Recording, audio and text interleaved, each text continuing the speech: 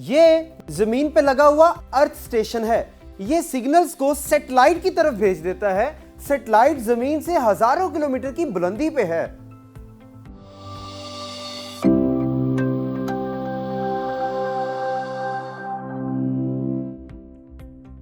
Devices को आपस में कम्युनिकेट करने के लिए किसी एक मीडियम या चैनल की जरूरत होती है। जैसे इन दोनों के दरमियान डाटा इस वायर के जरिए ट्रांसमिट हो रहा है, तो ऐसे मीडियम को गाइडेड मीडिया कहते हैं। लेकिन जरूरी नहीं कि डाटा हमेशा वायर्स के जरिए ही ट्रांसमिट हो, ये वायरलेस भी हो सकता है, जैसे मोबाइल टू मोबाइल कम्युनिकेशन। लेकिन आप सोच रहे होंगे कि डाटा इस मोबाइल से इस मोबाइल में जा कैसे रहा है। ये जा रहा है वेव्स के जरिए, लेकिन ये कोई आम वेव्स नहीं, बल्कि ऐसी वेव्स हैं जिनको ट्रैवल करने के लिए किसी मीडियम या गाइडेंस की भी जरूरत नहीं, और ये वैक्यूम से भी ट्रैवल कर सकती हैं।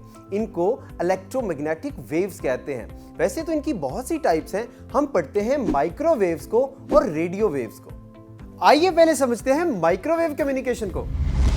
टावर्स पे लगे हुए एंटीनास भी आपस में माइक्रोवेव के जरिए कम्युनिकेट करते हैं, जैसे बैकग्राउंड पे नजर आने वाले दो ये टावर हैं।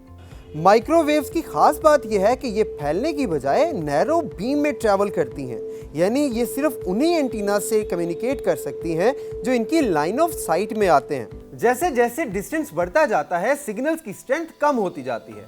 इसीलिए अप्रोक्सीमेटली हर 30 माइल के बाद एक और टावर लगाया जाता है जो सिग्नल्स को उसी स्ट्रेंथ के साथ री एमिट कर देता है। इसे हम रिपीटर कहते हैं, और जब ये सिग्नल वीक होगा तो हमें एक और रिपीटर चाहिए, उसके बाद एक और, फिर एक और यूं तो डिस्टेंट टेलीकम्युनिकेशन में बहुत ज्यादा टावर्स की जरूरत पड़ेगी। तो इसीलिए इस प्रॉब्लम को सॉल्व करने के लिए समटाइम्स सैटेलाइट कम्युनिकेशन की जाती है।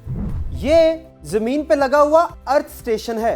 ये सिग्नल्स को सैटेलाइट की तरफ भेज देता है। सैटेलाइट जमीन से हजारों किलोमीटर की बुलंदी पे है, और वो बहुत दूर जमीन पर लगा हुआ दूसरा अर्थ स्टेशन है। पहला अर्थ स्टेशन सिग्नल को सैटेलाइट की तरफ भेजता है, और सैटेलाइट इन सिग्नल्स को दूसरे अर्थ स्टेशन तक भेज देता है, और यूं हमें बहुत सारे रिपीटर्स लगाने की जरूरत नहीं पड़ती। सैटेलाइट कम्युनिकेशन में भी माइक्रोवेव्स ही यूज होती हैं, लेकिन माइक्रोवेव्स का प्रॉब्लम यह है कि वेवलेंथ कम होने की वजह से ये रास्ते में आने वाली रुकावट से ब्लॉक हो जाती है और यूजर तक नहीं पहुंच पाती। इसीलिए हम मोबाइल कम्युनिकेशन में longer wavelength radio waves use करते हैं, क्योंकि वो रास्ते में मौजूद रुकावटों से डाइफ्लेक्ट होकर यूजर तक पहुंच जाती है। मोबाइल कम्युनिकेशन भी रेडियो वेव्स के थ्रू होती है, इसलिए हम बाहर हो या घर में मोबाइल कम्युनिकेशन में कोई खास रुकावट नहीं होती।